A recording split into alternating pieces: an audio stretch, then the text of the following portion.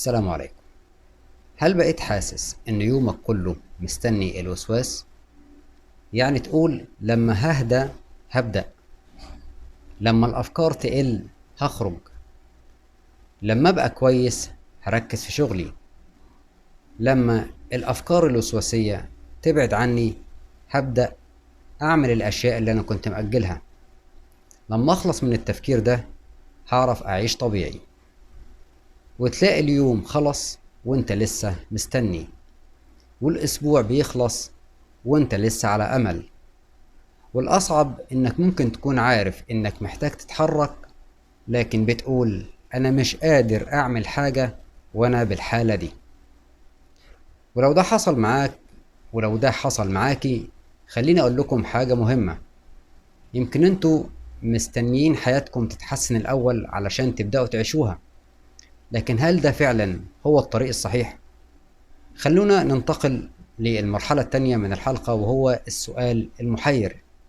يعني تعالوا نسأل السؤال اللي ممكن يغير الطريقة اللي بنتعامل بيها مع يومنا.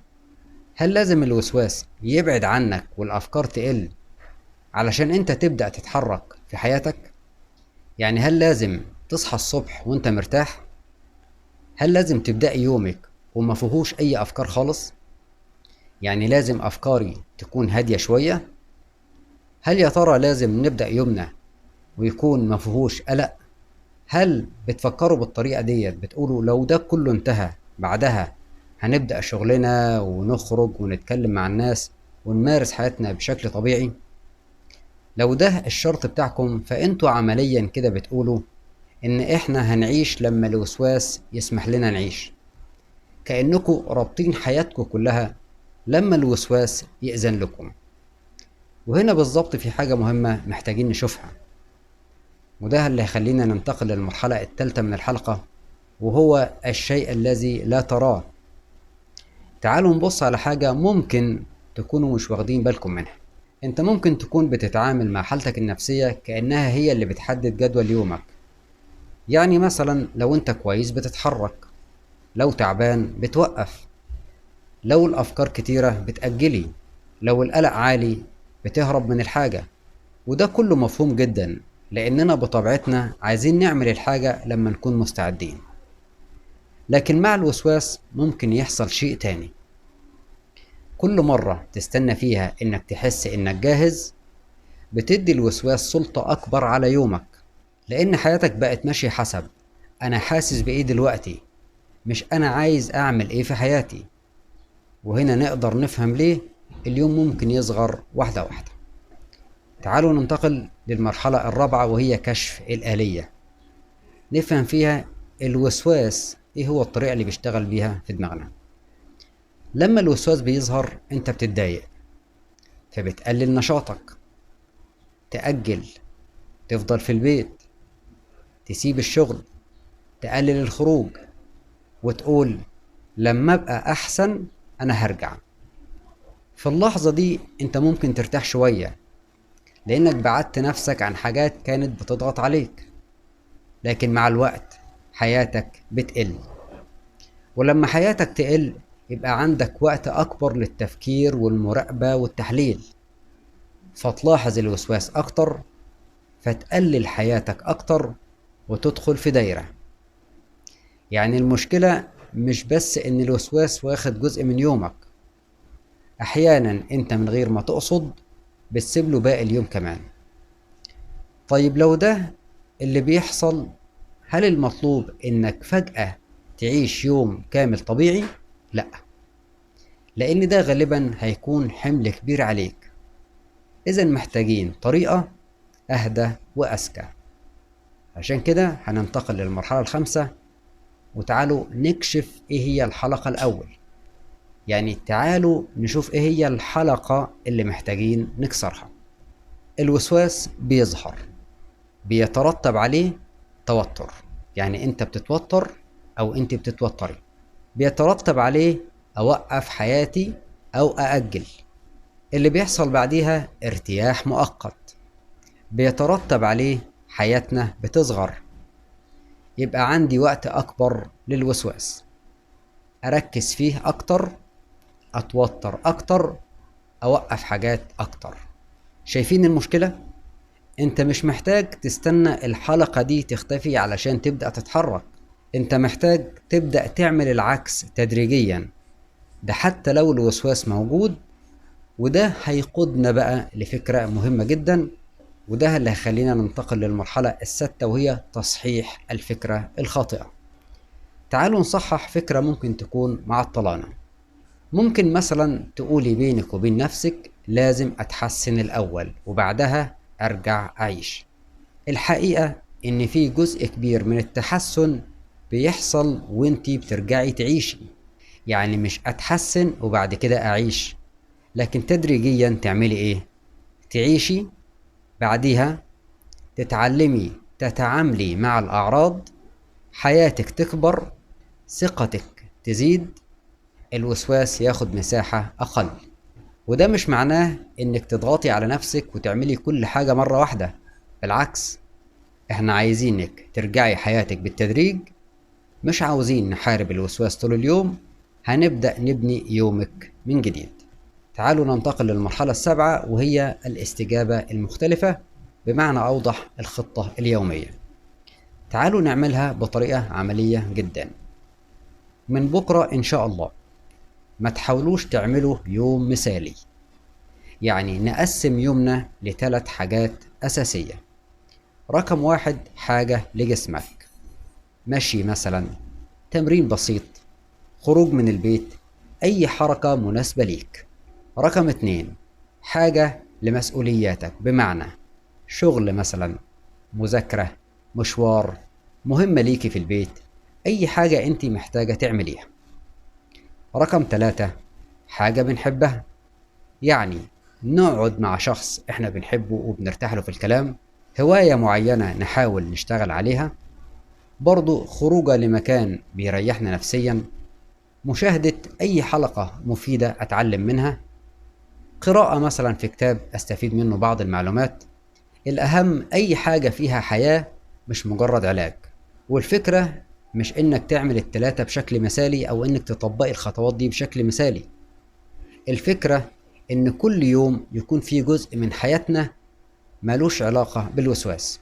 علشان كده تعالوا ننتقل للمرحلة الثامنة ونعرف إزاي نبدأ بأنهي كمية من التمارين. لازم نخلي بالنا إن التقدم مش معناه إنك تعمل أكبر كمية ممكنة. لو أنت بقالك فترة حياتك واقفة، ما تبدأش بخمس ساعات نشاط، ابدأ بحاجة تقدر تكررها، يعني مثلا 20 دقيقة مشي، 30 دقيقة شغل، قاعدة نص ساعة مع أهلك، أو أي مدة مناسبة لحالتك. وبعد كم يوم لو الموضوع بقى أسهل زود شوية، مش لازم كل يوم تزود، المهم إن حياتك تبدأ تكبر تدريجيا. يعني هدفنا مش إن أنا أعمل كتير، هدفنا إن أنا أرجع أعمل لكن باستمرار. تعالوا ننتقل للمرحلة رقم 9، وهي أهم قاعدة أثناء اليوم، ودي حاجة مهمة جدا لازم نفهمها. وانت بتعمل الحاجة المعينة اللي في ايدك، او انت بتعملي النشاط اللي في ايديكي، الوسواس ممكن يجي وممكن يقول لنا ان احنا مش مركزين، ده انت مش مستمتع، انت ازاي بتعملي الحاجة ديت وانت تعبانة، ده انت لازم تحس انك طبيعي. هنا في اللحظات ديت مش عاوزك تدخل مع الوسواس ولا مع الفكرة في نقاش، وما توقفش اللي انت بتعمله علشان تتأكد او تشوف هل يا ترى انا اتحسنت ولا لا. انا مش عايزك تشوف كده، انا عاوزك تكمل الحاجة اللي كانت في ايدك، وعاوزك تكملي الشيء اللي انت كنت بتعمليه، حتى لو تركيزك مش كامل، ده حتى لو القلق عندك مازال موجود، حتى لو احنا مش مستمتعين زي الاول. لان الهدف مش ان احنا نعمل النشاط واحنا حاسين ان احنا طبيعيين 100%، الهدف ان احنا نعمل الحاجة دي رغم ان احنا مش طبيعيين 100%، وده فرق كبير. تعالوا ننتقل للمرحلة رقم 10، وهي ازاي اقيس تقدمي. هنا انا عايزكم تغيروا مقياس مهم جدا، ما تقيسوش يومكم بالسؤال، يعني انا كنت مرتاح قد ايه، السؤال ده خطأ. وما تقيسوش تقدمكم بان الافكار قلت كم مرة، برضو المقياس ده خطأ. طيب ايه الصح؟ نسأل سؤال تاني: انا عملت ايه في حياتي رغم وجود الوسواس؟ هل اشتغلت؟ ممتاز. هل خرجت؟ كويس. هل اتكلمت مع اصحابك؟ هل اندمجت في حياتك نوعا ما؟ ممتاز. هل عملت حاجة بتحبها؟ ده شيء كويس. هل كملت المهمة رغم انك كنت قلقانة من جواكي؟ تقدم عظيم. لان ممكن يكون عندك يوم فيه وسواس، لكن انت عشتي يومك، وده في حد ذاته تقدم حقيقي. المرحلة رقم 11 معانا في الحلقة: لو اليوم بقى سيء جدا. بص، ما تفتكرش ان الخطة معناها ان كل يوم لازم يكون كويس. هيجي يوم تكون فيه تعبان جدا، والوسواس عالي، والتركيز قليل. اليوم ده ما تقولش خلاص ده اليوم ده ضاع مني. اعمل نسخة أصغر من يومك. يعني مثلا بدل ساعة مشي امشي 10 دقايق، بدل ساعتين شغل اعمل نص ساعة، بدل الخروج فترة طويلة اقعد مع حد بتحبه. يعني خلي عندك دايما نسخة صغيرة من الحياة تقدر تعملها حتى في اليوم الصعب، علشان لو انت بدأت تركز ان اليوم ده صعب واليوم ده راح عليا، هنا انت في الحالة ديت بتحبط نفسك، وبتبص لليوم اللي انت معرفتش فعلا تعمل فيه بعض النشاطات الإيجابية، ونسيت الفترة اللي فاتت كلها ان انت كنت ماشي كويس. علشان كده مش عاوزين الرغبة في الكمالية اللي هي يا إما تعمل يومك صحيح 100% يا إما مفيش حاجة. خلونا نبدأ باللي نقدر عليه، ولو جالنا يوم فيه حسينا ان احنا مش قادرين نعمل برضو اللي نقدر عليه. تعالوا ننتقل للمرحلة رقم 12، وهو الفخ اللي لازم نتجنبه. في فخ مهم جدا لازم ناخد بالنا منه: ما تخليش حياتك نفسها تتحول إلى مشروع علاج للوسواس. يعني ما تقعدش طول اليوم تقول هل أنا بتقدم ولا لأ، وانت تقولي هل يا ترى الوسواس قل عن الأول ولا لأ، يا ترى هل أنا بتقبل ولا لأ، هل عملت الصح. لأنك ممكن تسيب الحياة وتبدأ تراقب نفسك بدل ما تعيش. احنا بنرجع حياتك علشان تعيشها، مش علشان تفضل طول اليوم تفضل تقيس نفسك. تعالوا ننتقل للمرحلة رقم 13، وهي الخطة البسيطة من بكرة إن شاء الله. تعالوا كده نقولها بطريقة سهلة عشان نعرف نطبقها. إن شاء الله كل يوم الصبح نسأل نفسنا 3 أسئلة. رقم 1: إيه الحاجة اللي لازم أعملها؟ دي مسؤولية، يعني مسؤولية عليك ومسؤولية عليكي. أول ما نصحى مباشرة لازم نعملها. تاني سؤال: إيه هي الحاجة اللي هتحرك جسمي؟ وديت حركة، يعني تمرين، مشي، أي شيء نعمله. رقم 3: إيه الحاجة اللي هتخليني أحس إني عايش؟ ودي حاجة أنت بتحبها أو حاجة أنت بترتاحي وأنت بتعمليها. وعاوزين نعمل كل واحدة من دول بقدر بسيط يناسبنا، مش شرط نشق على أنفسنا، ومش شرط نطبقها بنسبة 100%. ولو الوسواس ظهر خليه موجود وكمل حياتك.